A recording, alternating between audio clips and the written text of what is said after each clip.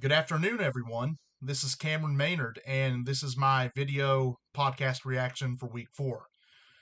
The episode of the It's All Journalism podcast caught my eye right away because Amy Eisman mentioned that we need to double down on why we got into journalism in the first place, and she listed such reasons as exhibiting accuracy, verification, and fairness.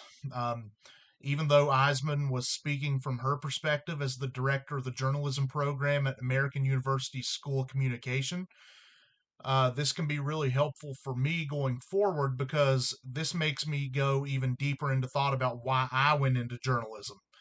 Yes, I went into this business because I want to display journalistic qualities such as accuracy, fairness, and objectivity while always valuing verification in an effort to make sure everything I write in my stories is factual.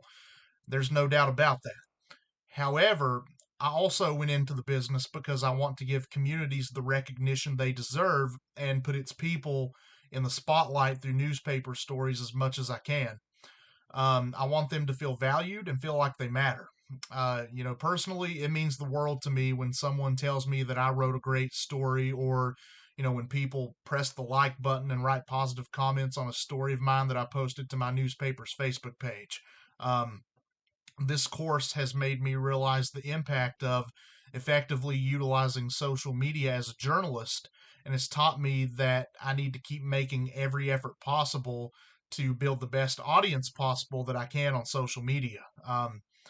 If I know people are enjoying the stories I write, then I know I've done my job. So that's some other motivation I have for being a journalist, and harkening back to that comment from Eisman can help me remember that throughout the course of my career. Another thing that I thought was helpful was when Eisman pointed out that what you see on a screen isn't necessarily correct. When I'm scrolling through the platform called X, for example, I'll see pictures posted that are clearly AI. I'll see these bogus predictions of who Chat GPT thinks will win the Super Bowl each of the next 50 years, and there will be teams predicted to win the Super Bowl that are AI generated and aren't even real teams. I mean, it's honestly humorous, because it just tells you how unreal and how moronic it is. But I'll see stuff posted that isn't real journalists, but rather AI slop, as people like to call it. Just listening to Eisman talk about stuff on a screen not being necessarily correct, that makes me realize that I have to be cognizant of that when scrolling through my news feed on Facebook and X and whatnot. Um, Shifting gears now to the Conjunction Junction video from Schoolhouse Rock.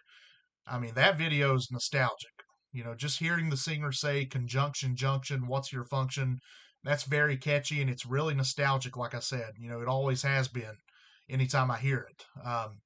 In the early stages of this video, it's mentioned that conjunctions such as and, but, and or will get you really far. And by hearing that, I can realize how crucial it is that we use conjunctions in our writing as journalists. Another thing that's helpful is that it can also help me prevent comma splices in my writing, which is something that I also learned it's imperative that we as journalists avoid. I learned that just recently, I think this week in this class. Um, I honestly thought the video on the tale of Mr. Morton was extremely helpful for me because it taught me more about predicates, which I haven't really given much thought to in the past, despite the fact that I was probably told what they were years ago as a kid. I've always been familiar with nouns, verbs, adjectives, pronouns, and whatnot, but, not predicates.